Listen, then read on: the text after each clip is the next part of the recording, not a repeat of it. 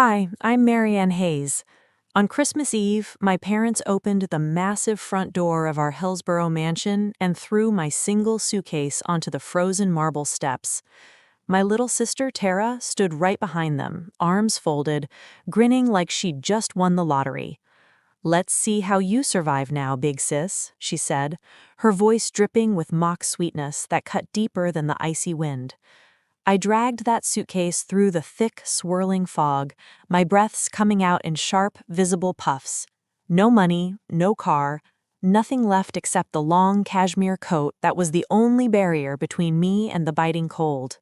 My fingers ached as I gripped the handle, each step feeling heavier than the last. I collapsed onto a snow-dusted park bench inside our gated neighborhood, shaking so hard my teeth wouldn't stop chattering. The world around me blurred into a haze of white and gray, and for a moment I wondered if this was what rock bottom felt like: cold, unyielding, and utterly alone. That's when she appeared, an old woman, barefoot, her skin turning a sickly purple under the dim streetlight, silver hair whipping wildly in the wind. She looked like the cold had already claimed her frail body trembling as she shuffled forward with agonizing slowness. Without thinking twice, I stood up, my legs protesting from the numbness, took off my only warm coat and wrapped it around her trembling shoulders. The fabric, soft and luxurious, seemed almost absurd against her ragged appearance. She grabbed my freezing hands in hers, surprisingly strong despite the frailty, and looked straight into my eyes, her gaze piercing through the fog of my despair.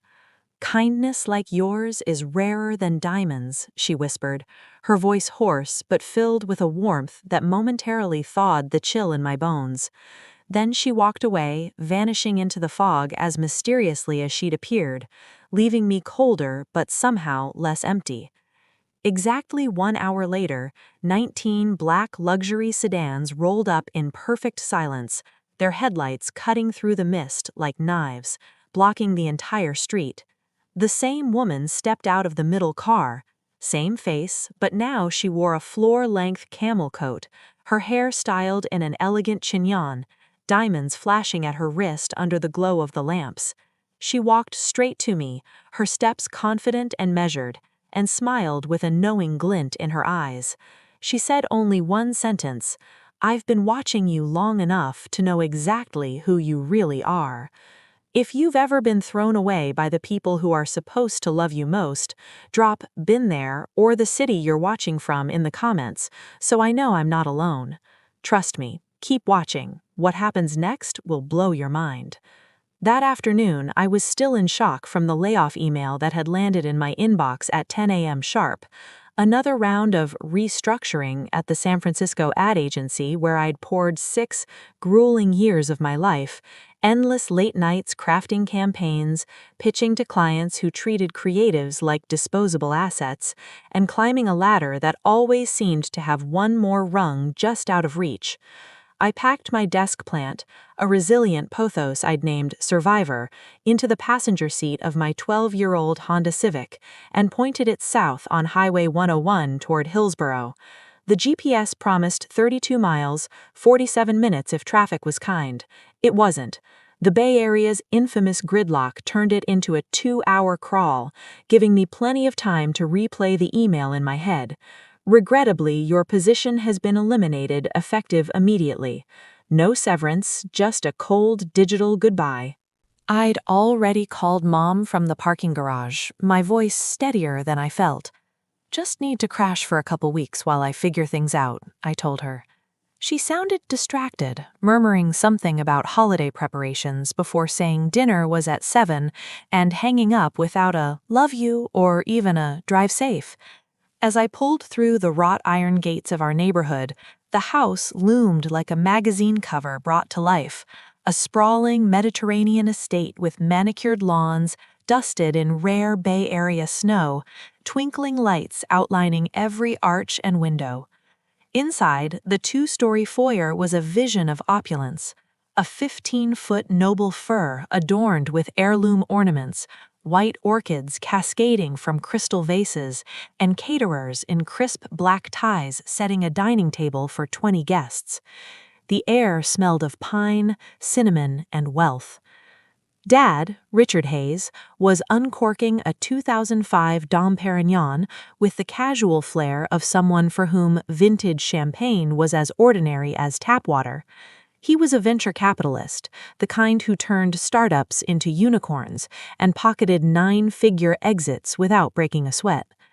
Mom, Margaret, was fastening a new South Sea pearl choker around her neck, a piece that definitely hadn't been in her collection last month, its luster rivaling the holiday lights. And then there was Tara, my 27-year-old sister, twirling in a backless red silk dress that hugged her figure perfectly, flashing a 6-carat radiant-cut diamond on her left hand like she'd been waiting her whole life for this exact moment.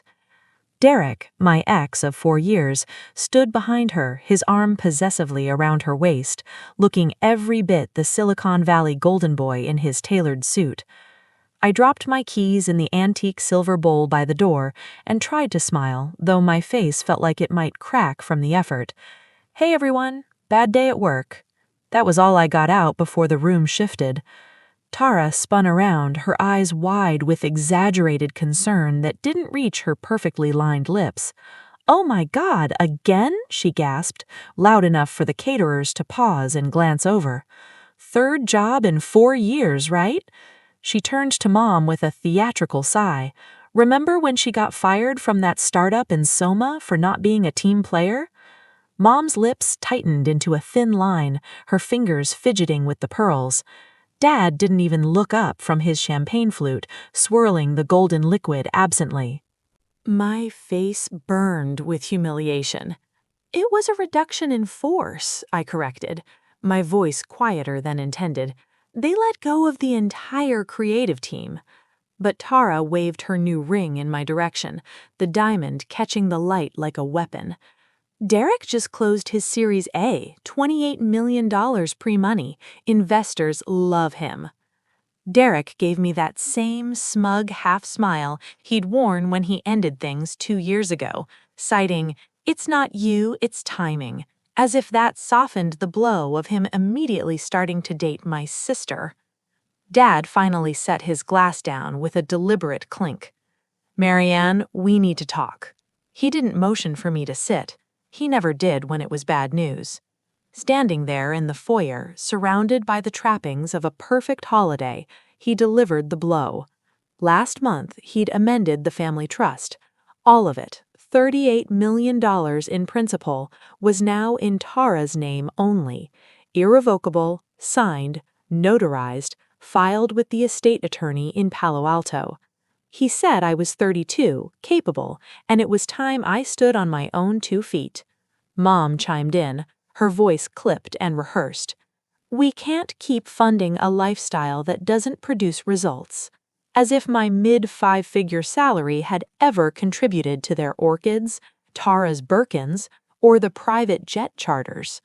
I stood there, mouth agape, trying to process that my own parents had just legally disinherited me while I was still standing in their foyer, the scent of roasting turkey wafting from the kitchen. Tara pulled out her phone, already recording with a gleeful smirk.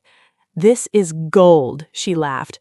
"Big sis comes home broke on Christmas Eve. Say something for my followers." I looked at Dad, desperation creeping into my voice. "You're serious?" He met my eyes for the first time all night. Cold, final, unyielding. "You have 20 minutes to pack what you need. Security will let you back in tomorrow for the rest if you make an appointment." Mom wouldn't even look at me. She busied herself adjusting a gold ornament on the tree, her back turned, as if I were already a ghost. I walked upstairs on autopilot, my legs heavy, the familiar creak of the oak stairs echoing like a farewell.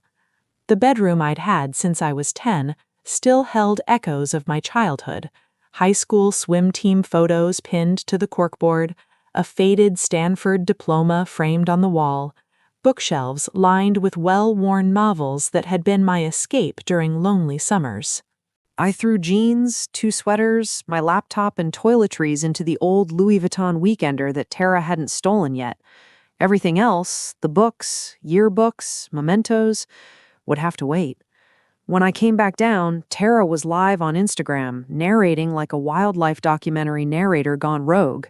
And here comes the prodigal daughter with one sad suitcase. Any bets on how long before she's sleeping in that Civic? Dad opened the front door himself, the fog rolling in like an uninvited guest. I couldn't see the end of the driveway through the thick mist. The temperature had dropped below freezing, and the air nipped at my exposed skin. I stepped over the threshold, the marble cold under my shoes. Behind me, Tara called out, sweet as poison, "Merry Christmas, Marianne! Don't freeze!"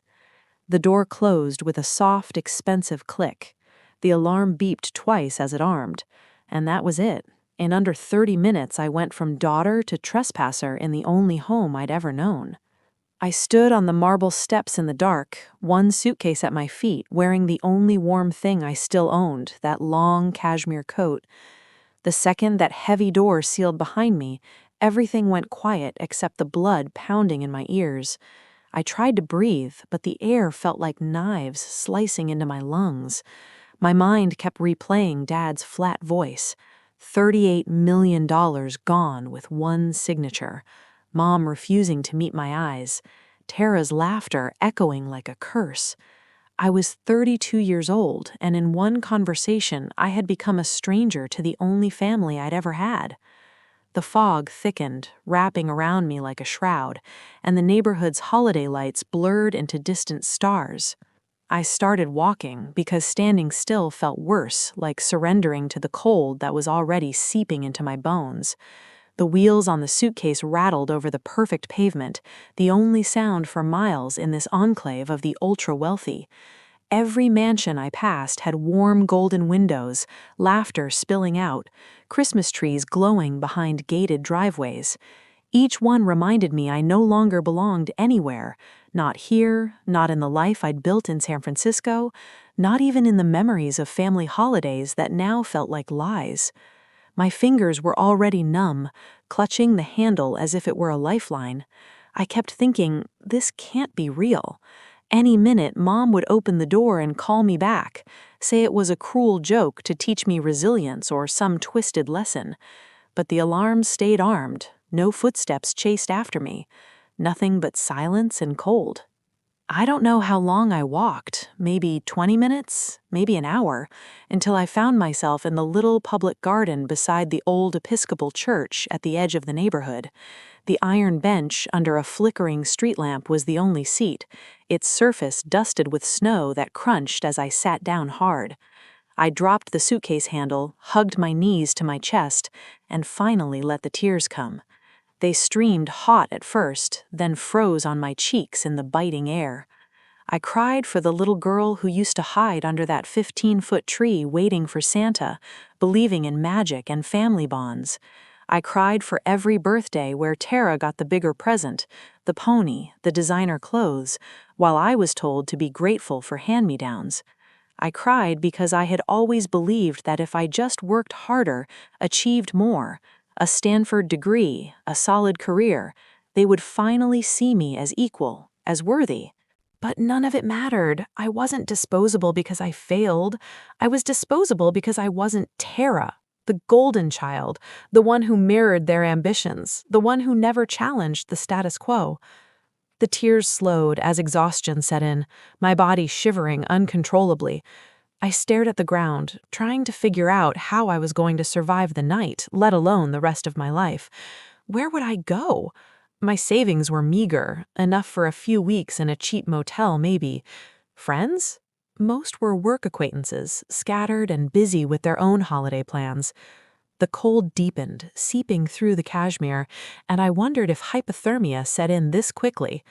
That was when I heard the slow scrape of bare feet on concrete. I looked up, wiping my face with a sleeve, and saw her, an elderly woman, shuffling toward the bench. Her silver hair was tangled and loose, whipped by the wind, her thin shoulders hunched against the elements. Her skin was so pale it looked translucent under the lamp, and she swayed slightly as she approached. She stopped a few feet away and spoke in a voice rough from the cold. "Young lady, do you know if any of the shelters still have room tonight? I've been walking up from Burlingame. Everything's full." I wiped my face quickly, sniffling. "I'm sorry. I don't I don't have anywhere either." She studied me for a long moment, her eyes sharp despite the exhaustion etching her features. Then she lowered herself onto the bench beside me, leaving a careful distance, her breathing ragged but steadying. We sat in silence, the wind howling around us, while I noticed her feet, bare, already turning purple, heading toward that scary white that meant frostbite was setting in deep. Something inside me cracked open wider. Here was someone who had even less than I did tonight, a stranger with no coat, no shoes, no apparent hope, and she was still polite enough to ask instead of demand. I felt a wave of shame wash over my self-pity, hot and unexpected. Without saying anything, I stood up, the bench creaking, and slipped off the only thing keeping me from freezing, the cashmere coat. I draped it around her shoulders, tucking it gently so it covered her as much as possible. She looked startled, her eyes widening, then closed them as the warmth hit her like a lifeline. Her hands, thin and veined, trembling, reached up and pulled the fabric tighter. She turned to me, tears shining in those pale blue eyes. "What's your name, child?" "Marianne," I answered, my voice cracking on the syllables. She repeated it softly like she was tasting something precious. "Thank you, Marianne." Then she did something I'll never forget. She took both my icy hands in hers, squeezed once, firm, reassuring, and held my gaze for a long time. No words, just an understanding passing between two strangers who, in that moment, weren't strangers anymore. It was as if she saw the raw pain in me, the betrayal, the loss, and offered silent solidarity. After what felt like forever, she let go, stood up with a new steadiness, and gave me the smallest smile. She walked away, slowly, swallowed by the night before I could even think to call after her or ask her name. I sat back down alone, colder than I had ever been in my life, my teeth chattering so hard my jaw ached. The wind picked up, whistling through the bare trees, and I hugged myself tighter, wondering if I'd just made a fatal mistake. But for the first time since the door closed, the ache in my chest felt different, lighter almost. Like giving away the last thing I had somehow gave me back something I didn't know I was missing. A spark of humanity, a reminder that even in darkness, one act could shift the weight of the world.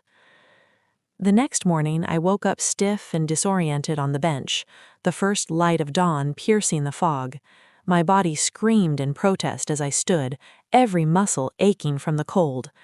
I dragged my suitcase to a nearby coffee shop that opened early for the festive crowd, spending my last $20 on a hot coffee and a muffin. Sitting in the corner, ignoring the curious glances from patrons in festive sweaters, I pulled out my laptop and started applying for jobs. Anything, anywhere. Retail, admin, even waitressing. By noon, I'd sent out 15 applications, my fingers thawing enough to type. But the rejections would come later. For now, it was survival mode. I checked into a dingy motel off El Camino Real with the last of my credit card limit, the room smelling of stale cigarettes and despair. The thin comforter did little to warm me, but it was a roof. I stared at the cracked ceiling, replaying the night's events, the woman's eyes, her words, the fleeting connection. It felt like a dream, but the cold in my bones was real. Hours blurred into days, job hunting from the motel's spotty Wi-Fi, eating vending machine snacks, crying in the shower until the water ran cold. I avoided social media, knowing Tara's posts would be a knife twist, but curiosity won one night. Her feed was a highlight reel, engagement photos with Derek, the rings sparkling, captions about blessed and family first. No mention of me, of course. 2 days later, my phone rang with an unknown number. I almost ignored it, but something compelled me to answer. "Miss Marianne Hayes?" The woman's voice was crisp, professional, with a faint East Coast clip. "This is Grace O'Neill calling on behalf of Mrs. Eleanor Calloway. She would like to meet you immediately." I laughed out loud, a bitter sound echoing in the empty room. It had to be a prank, Tara's idea of fun, perhaps. Who is this really? The line stayed silent for 2 beats. Mrs. Calloway will explain everything. A car is waiting outside room 112. I peered through the peephole, my heart racing. 19 identical black BMW 760s lined the cracked parking lot like a presidential motorcade. The lead car's rear door opened by itself, an invitation too surreal to ignore. I grabbed my keys and walked out in the same jeans and hoodie I'd worn for 2 days, my hair a mess, my face puffy from lack of sleep. She was waiting in the middle car, the woman from the bench, her hair now in a flawless low chignon, a camel hair coat cinched at the waist, red-soled heels catching the sun. She looked 78 going on ageless. "Marianne," she said gently, as if we were old friends. The door closed with a soft thud, the partition rose, and we pulled away in silence. 20 minutes later, the gates opened to a 1920s Tudor mansion on a quiet cul-de-sac in Atherton, hidden behind towering redwoods and a 10-foot hedge. I'd driven past this street 1,000 times and never knew it existed, a testament to the invisible world of old money. Inside, the air smelled of cedar and fresh roses. A fire crackled in a stone hearth big enough to stand in, floor-to-ceiling windows overlooking a private lake shimmering in the winter sun. She motioned for me to sit on a cream sofa that probably cost more than my car. A butler poured tea neither of us touched, his movements silent and precise. "My full name is Eleanor Calloway," she began, her voice steady and commanding. "My late husband founded Calloway Commercial Realty. When he passed 12 years ago, I took the company private and turned the profits into the Calloway Family Foundation. We own or finance over 400 million square feet of office and retail space across the country. The foundation distributes roughly $120 million a year to causes that matter: housing, education, health for the underserved." I just stared, my brain struggling to process the numbers, the scale. It was like stepping into a different reality, one where kindness on a bench led to boardrooms and billions.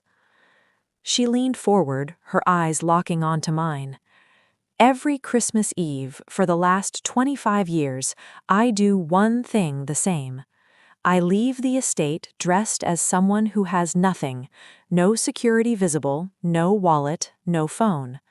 I walk until I find someone who still has a heart when they believe no one is watching. Most years I walk all night and go home disappointed. This year, I found you." She explained that after she walked away, her security team, plainclothes, parked 2 blocks over, had kept eyes on me from a distance for 48 hours. They watched me check into the motel with my last cash, eat vending machine food, apply to 50 jobs in one sitting, cry in the shower, and never once try to find out who the homeless woman was or brag about the good deed on social media.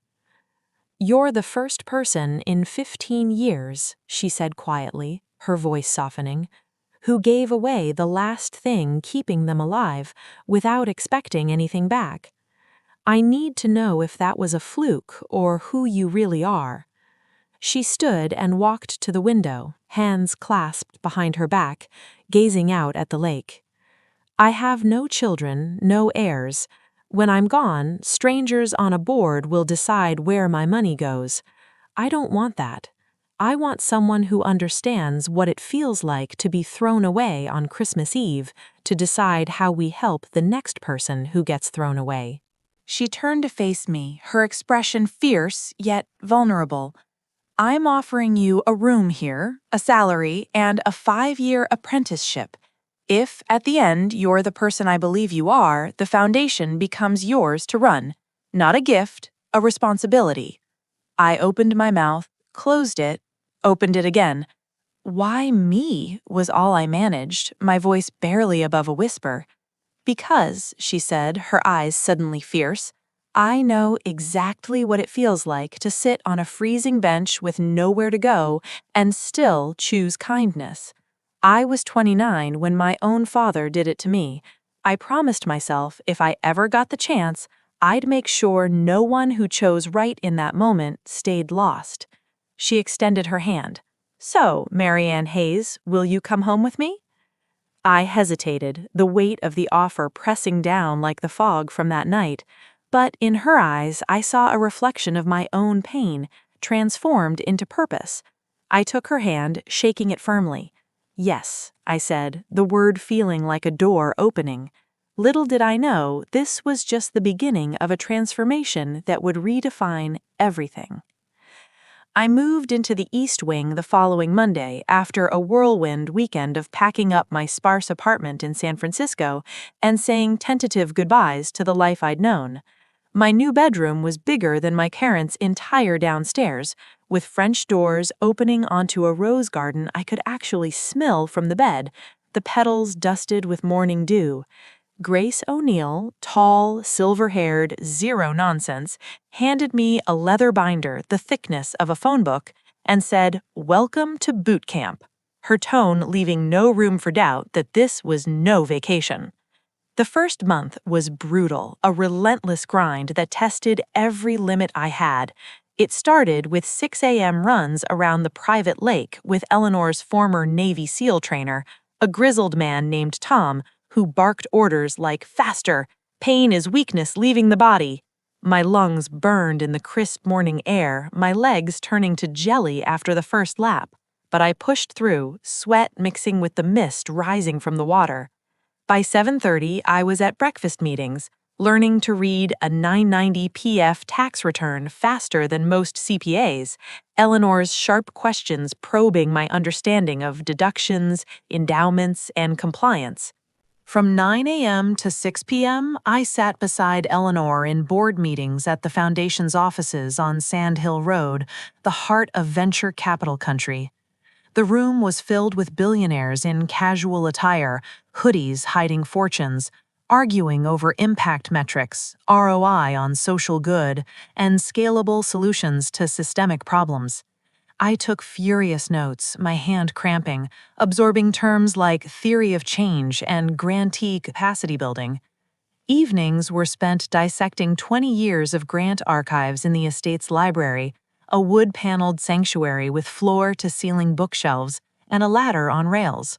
My eyes burned under the soft lamplight as I pored over reports on everything from food insecurity in the Central Valley to mental health services in urban schools. Eleanor didn't want another rich kid playing philanthropist. She wanted someone who could turn dollars into changed lives without wasting a cent. Her favorite line became a mantra. "We don't give fish. We don't even give fishing lessons. We buy the whole damn river and make sure everyone can eat forever." She enrolled me in Stanford Graduate School of Business's executive program for nonprofit leaders, full tuition covered, no questions asked. 3 nights a week, I drove the 5 miles to campus, the iconic Hoover Tower silhouetted against the sunset, and sat in classrooms with executives twice my age. We learned how to measure outcomes instead of intentions, using data to drive decisions, debating case studies on failed initiatives and successful turnarounds. Weekends meant site visits, immersion in the real world the foundation aimed to change. We started with battered women's shelters in East Oakland, where I met mothers who had escaped abuse with nothing but their kids and a garbage bag of clothes. One woman, Maria, shared her story over coffee in a cramped common room, her voice trembling as she described fleeing in the night, her children's eyes wide with fear. I listened, really listened, feeling the weight of her resilience mirror my own recent fall. Next were after-school programs in East San Jose, vibrant spaces filled with laughter and learning, where teenagers explained how one safe place to do homework kept them from the pull of gangs. A boy named Javier showed me his math notebook, pride in his eyes, and I saw the ripple effect of a single grant. Then came veteran housing projects in the Central Valley, dusty towns where former soldiers battled PTSD and homelessness. I interviewed a Vietnam vet named Frank. his hands calloused from years of labor, who spoke of the dignity restored by a stable roof. Every story carved itself into me, etching lines of empathy and determination. Back at the estate, Grace drilled me on governance in the study, a room lined with legal tomes and antique maps. How to handle a rogue board member pushing personal agendas. How to say no to a senator's pet project without losing federal matching funds. How to fire a grantee caught embezzling without triggering a PR nightmare that could dry up donations. I rewrote the entire grant application process from scratch, streamlining it to shorter forms, faster decisions, and mandatory site visits within 30 days of approval. Eleanor read every draft in her office, bleeding red ink all over them with notes like, "Too vague, quantify impact," or "Defend this in front of skeptics." Then she'd make me present each change to the full board, their questions sharp as scalpels. There were nights I fell asleep at the kitchen island, my face planted on a spreadsheet, the granite cool against my cheek. There were mornings I cried in the shower, the hot water masking my tears, feeling like an imposter who would never be good enough for this world of high-stakes giving. But every time I wanted to quit, to pack my suitcase and run back to the familiar grind of ad agency life, I remembered sitting on that freezing bench with nothing, the woman's hand in mine, and I kept going. The doubt lingered, but so did the spark she'd ignited.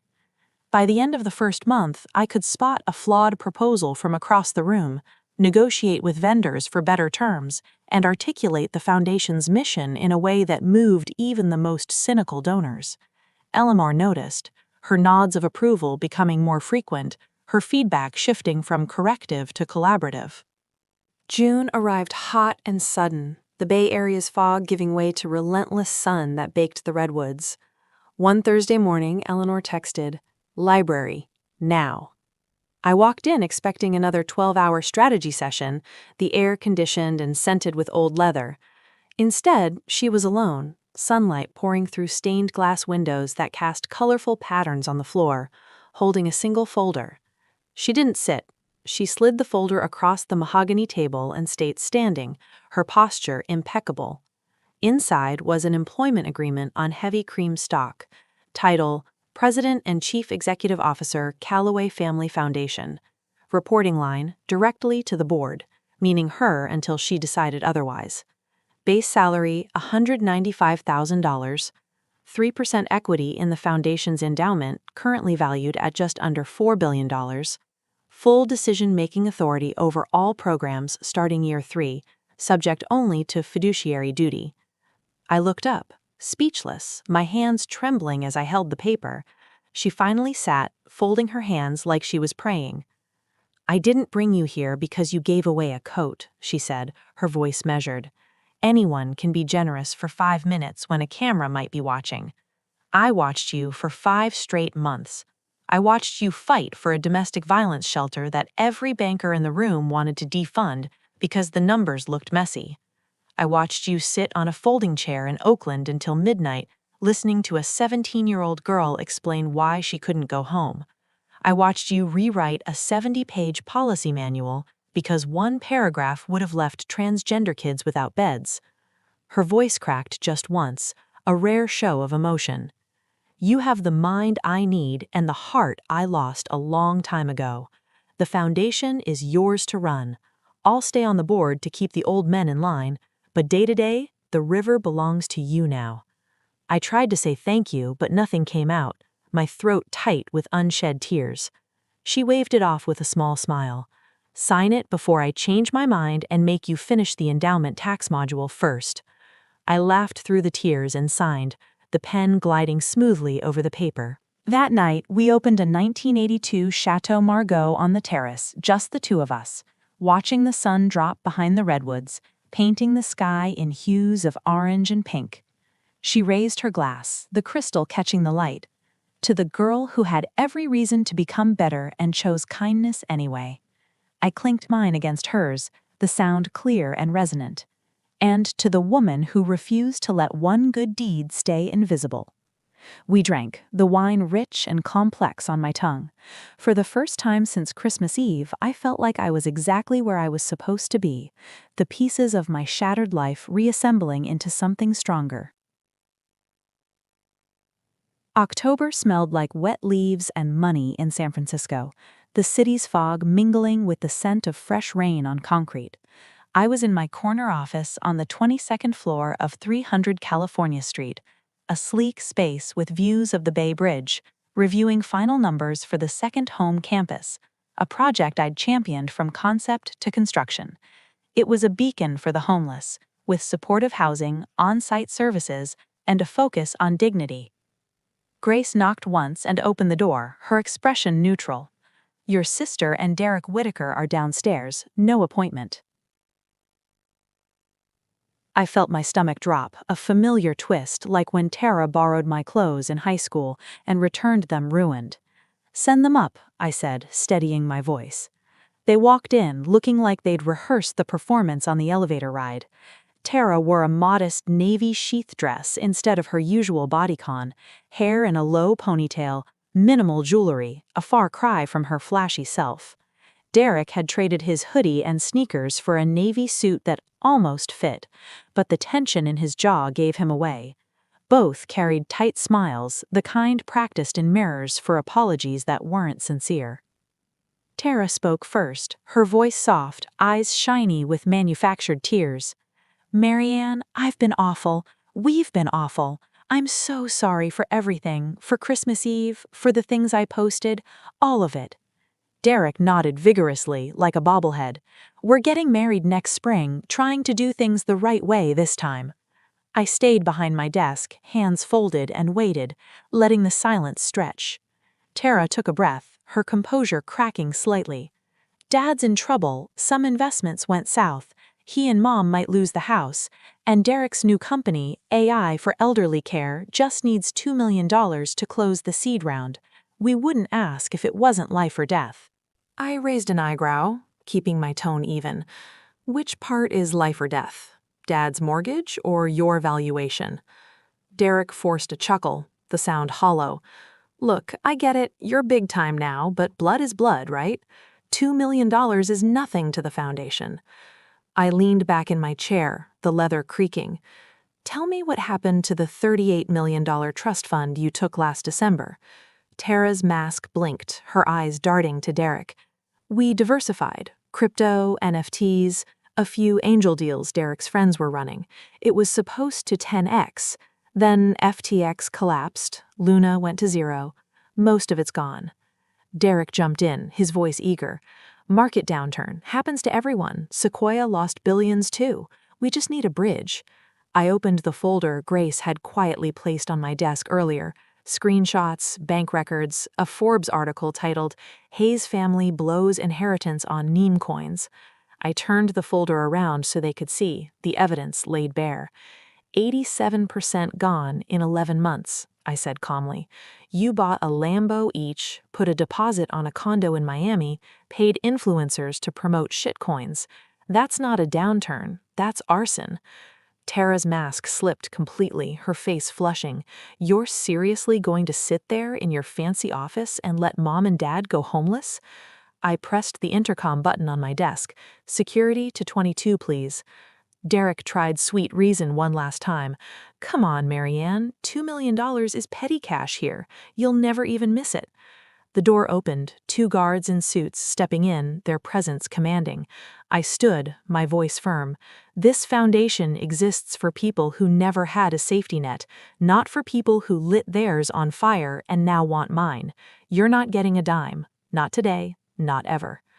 Tara went scarlet, her hands shaking as she pulled out her phone, hitting record. "You ungrateful—" She was already being guided out, the guards taking her elbows gently but firmly. By the time they reached the lobby, 3 paparazzi vans and a local gossip blogger were waiting outside the glass doors. Someone had tipped them off, likely Tara herself, always one for drama. She went full performance, tears, trembling lip, shouting about her cold-hearted sister abandoning her own blood. The video hit TikTok within 20 minutes. Caption: My billionaire sister won't even help our parents keep their house.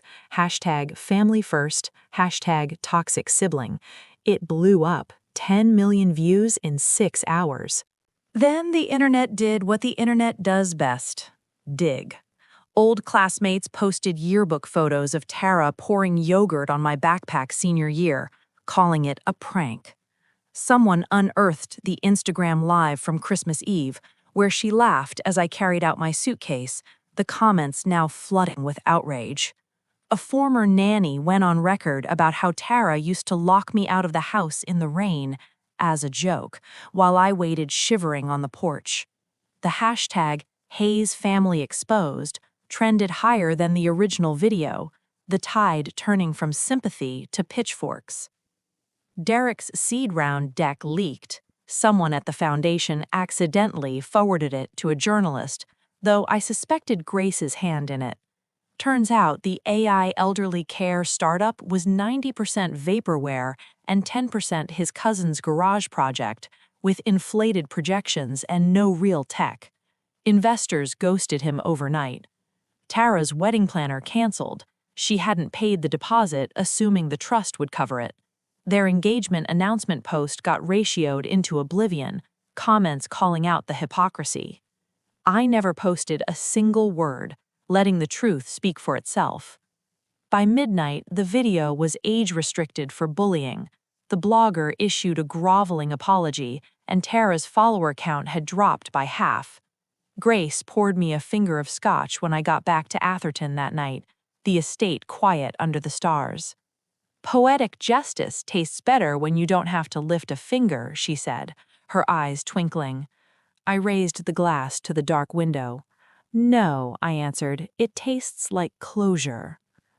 November brought cold fog that never quite lifted, blanketing the bay in a perpetual gray. The news broke on a Tuesday. Pacific Crest Capital collapses. $4.2 billion Ponzi scheme unravels. Dad had moved every remaining dollar, mortgage refinance, home equity line, even Mom's jewelry, into the fund 6 months earlier, chasing a guaranteed 18% annual return to get us back on track. The FBI raided the offices in Newport Beach the same week, agents carting out boxes of documents. The founder was already on a yacht somewhere off Cabo, sipping margaritas while families like mine, though mine was hardly typical, lost everything. 30 days later, the foreclosure notice appeared on the Hillsborough Mansion's front door, a stark red paper fluttering in the wind. No bidders showed up at the auction. The market was skittish. The bank took title, and Richard, Margaret, and Tara moved into a 2-bedroom apartment above a nail salon on Story Road in East San Jose. Rent, $2,900 a month, all they could afford after the bankruptcy filing. Tara's credit cards were maxed at $247,000, mostly on handbags and retail therapy to cope with the downfall. Collection agencies called non-stop, their voices relentless through the thin walls. They showed up at the foundation without an appointment on a rainy Thursday morning, the sky weeping sheets of water. Security called up, and I told them to let the 3 of them in. Dad looked 20 years older, his hair gone completely white, shoulders curved inward, wearing a sport coat 2 sizes too big that hung like a defeat. Mom had cut her hair short and dyed it a cheap drugstore brown that didn't quite match, her face lined with worry. Tara wore no makeup, her eyes puffy, clutching a knockoff tote like a life raft, her once manicured nails bitten down. I met them in the small glass conference room on 22, rain streaking the windows like tears. No water, no coffee, just the truth. Grace stood outside the door, a silent sentinel. Dad spoke first, his voice cracking on every word. "Marianne, you're my daughter. I know we hurt you. I know we don't deserve anything, but we have nowhere else to turn. The apartment lease ends in 6 weeks. We're going to be on the street." Mom stared at the cable, twisting a tissue into shreds, her knuckles white. Tara finally looked up, her eyes red and swollen. "Please, just enough to get us a fresh start. We'll sign anything. We'll never ask again. I opened a slim black folder and laid 3 business cards on the polished wood. First, Marcus Chen, certified financial planner specializing in post-bankruptcy recovery. Second, a financial literacy and debt management program, an 8-week course funded by the foundation, held at the East San Jose Community Center, free. Third, National Alliance on Mental Illness California Crisis Hotline, and a local therapist who took sliding scale clients. I pushed the cards toward them. This is what the Callaway Foundation can do for strangers who lost everything through no fault of their own, I said, my voice level, devoid of anger or pity. It's the same help we offer anyone who walks in here broke and scared. Dad's hand shook as he reached for the cards, then stopped halfway, hovering. That's it? After 32 years, that's all you have for your own father? I stood, the chair scraping softly. You had choices. You chose to rewrite the trust. You chose to chase returns that sounded too good to be true. You chose to stay silent when Tara humiliated me for sport. Those were your decisions, not mine. Mom finally looked at me, tears streaming down her cheeks. We were wrong. We're so sorry. I met her eyes for the first time in almost 2 years, seeing the regret, but also the entitlement that lingered. I believe you're sorry now, I said, but sorry doesn't rebuild a life. Work does. Courage does. Taking responsibility does. Tara started sobbing, loud and messy, her shoulders heaving. You're enjoying this. You want us to suffer. I walked to the door and held it open, the rain pounding outside. No, I answered. I just refuse to pay for your suffering anymore. Security escorted them out. Dad never looked back, his steps shuffling. Mom whispered, I'm sorry, one last time as the elevator doors closed. Tara kept crying until they reached the lobby, her wails echoing up the shaft. Grace handed me a tissue I didn't realize I needed, her touch light on my shoulder. They'll be okay, she said quietly. People who hit bottom either stay there or start climbing. You just gave them the only ladder we're allowed to give. I nodded, watching the rain streak down the windows, the city blurred beyond. For the first time, the ache in my chest was gone, not replaced by joy, just by space. Room to breathe, to build, to heal. The sky over East Palo Alto was the color of steel on opening day, a fitting backdrop for new beginnings. Second Home rose like a promise kept, 4 stories of glass and redwood wrapped around a courtyard where kids were already chasing each other between planter boxes full of rosemary and kale. 3,000 people filled the plaza, families who would live here, donors in suits, city council members, every major network with cameras rolling, even the governor ready to cut the ribbon. I stood backstage in a simple black suit, my heart hammering louder than the marching band warming up in the distance. Grace squeezed my hand once, her grip steady. Eleanor, elegant in winter white, gave me the smallest nod from the front row, her pride evident. This was the project I had bled for. 200 permanent supportive apartments, an on-site medical clinic, job training center, preschool, rooftop farm, and a policy that no one would ever be turned away for lack of paperwork. The mayor finished his speech, praising the foundation's vision, and the crowd roared when my name was called. I walked to the podium, the microphone feeling heavier than any trust document I had ever signed. I looked out over the sea of faces, a mosaic of hope in hardship. Near the back, almost hidden behind a column, stood Richard, Margaret, and Tara. Dad wore an old navy peacoat that hung loose on his frame. Mom clutched a paper cup of coffee like it might disappear. Tara had cut her hair short and looked strangely small without the armor of designer labels. I let the silence settle for 3 full seconds, the anticipation building. 1 year ago tonight, I began, my voice steady despite the nerves, I was thrown out of the only home I'd ever known with one suitcase and no place to go. I learned that night what it feels like when the people who are supposed to catch you drop you instead. A ripple moved through the crowd, murmurs and nods. Cameras zoomed in, capturing the moment. I also learned something else on a freezing park bench. Real family isn't DNA. Real family is the stranger who chooses to see you when you're invisible. Real family is the hand that reaches when you have nothing left to give in return. I turned and gestured to the building behind me, its facade gleaming. This is second home. 200 families will never again have to sleep in their cars because a landlord raised the rent. Kids will never again do homework in the back seat because the lights got shut off. And every single person who walks through those doors will be told the same thing I needed to hear that Christmas Eve. You are not disposable. You are not alone. You are home. The applause started slow, then exploded like thunder. People stood, a wave of movement. Phones rose like a sea of lights, recording for posterity. I waited for it to crest, then spoke again, softer, so every microphone strained to catch it. Tonight, we open these doors for every person who has ever been told they don't belong, especially for those who were told it by the people who were supposed to love them most. I looked straight across the plaza, directly at the three figures in the back. Dad's shoulders shook with silent sobs. Mom covered her mouth, her eyes wide. Tara stared at the ground, her face pale. I didn't smile, I didn't scowl.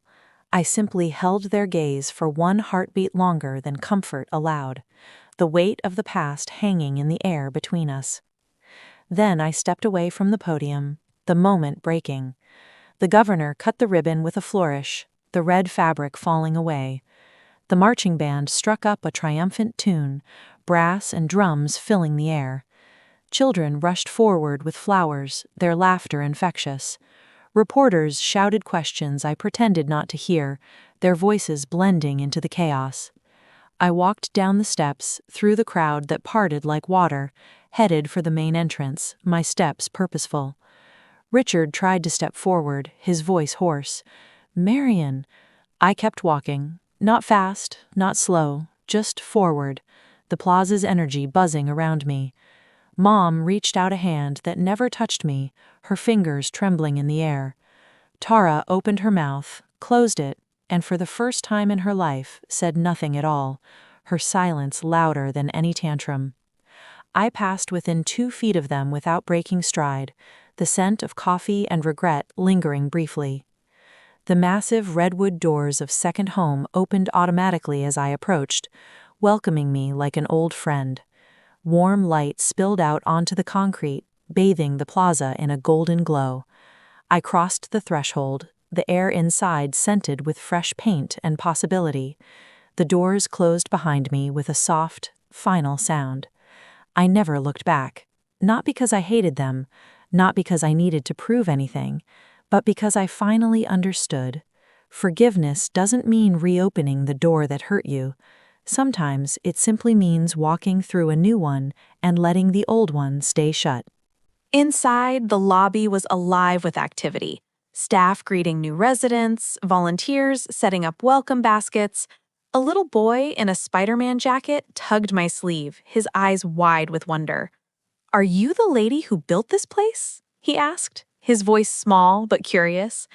I knelt down so we were eye to eye, the tile cool under my knee. "I'm one of them," I said, smiling. He offered me a dandelion he'd picked from the courtyard, its yellow petals bright. "For you, because you gave us a home."